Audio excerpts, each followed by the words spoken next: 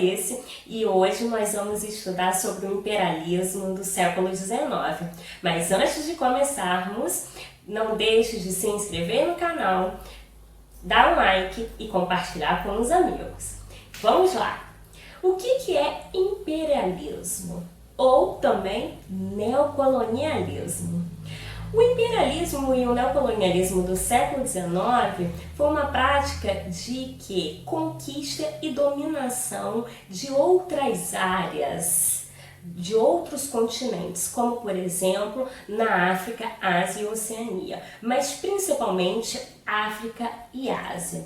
E esses dois continentes foram repartidos em áreas de interesses de influência por parte dos europeus. Ou seja, o imperialismo foi uma das causas da Primeira Guerra Mundial e teve uma grande importância. Por quê? Porque as nações europeias, as grandes potências como Inglaterra, França, buscavam cada vez mais expandir o seu comércio.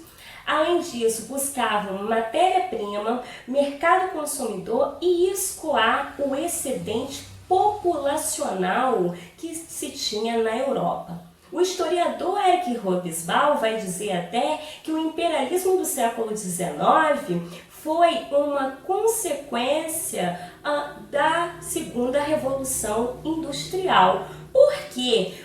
Justamente por essas nações estarem precisando de matéria-prima barata, mão de obra barata e bom mercado consumidor. A justificativa utilizada para a nova colonização, para o neocolonialismo, foi justamente a questão humanitária. Mas como assim, professora, questão humanitária?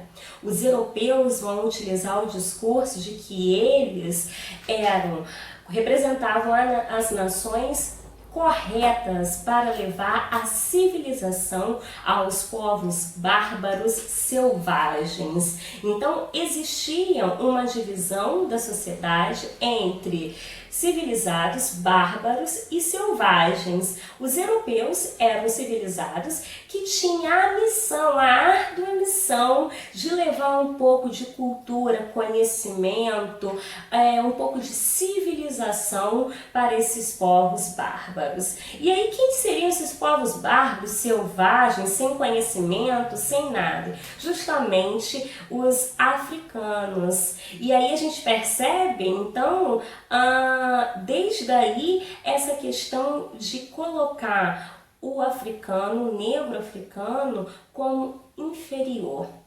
E não pensar como diferente dos seus costumes, mas sim como inferior. Então a necessidade de colonizar essas terras, de ocupar essas terras, justamente porque eles eram inferiores aos brancos. E aí a gente pode fazer uma comparação da colonização lá do século XV com esse neocolonialismo. A colonização do século XV tem a ver com a exploração de gêneros tropicais e especiarias. E o neocolonialismo tem a ver com a necessidade de matérias-primas para a indústria europeia. E mais do que isso, conquistar mão de obra barata e matéria-prima barata. E aí os europeus, eles vão dividir essas suas áreas dominadas em três partes: em colônias, protetorados e áreas, zonas de influência. As colônias eram administradas diretamente pelas nações europeias. Os protetorados, eles tinham uma chefia local, mas que devia obediência às nações europeias. E as zonas de influência, eles tinham uma relação, um acordo com essas nações europeias, mas tinham governos autônomos. Mas como se deu essa partilha da África? Através da Conferência de Berlim, entre 1834 e 1835, em que os países europeus dividiram a África entre si. Os maiores beneficiados foram a Inglaterra e a França. E, por exemplo, a Itália e a Alemanha, que foram nações que se unificaram muito tempo depois, elas não tiveram acesso a áreas de importante influência.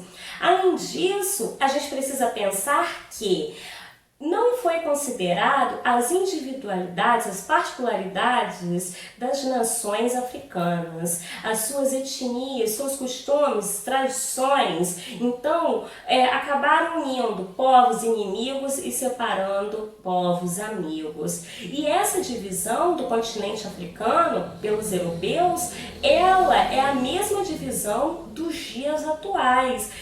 E provocou uma série de conflitos que a gente chama de guerras civis, ou seja, guerras internas dentro do próprio território. Por conta de quê? Porque essa partilha, que foi mais um negócio europeu, né, para visar o benefício das nações europeias, não respeitavam as particularidades, as individualidades dos continentes dominados. Espero que tenham gostado. Até uma próxima aula.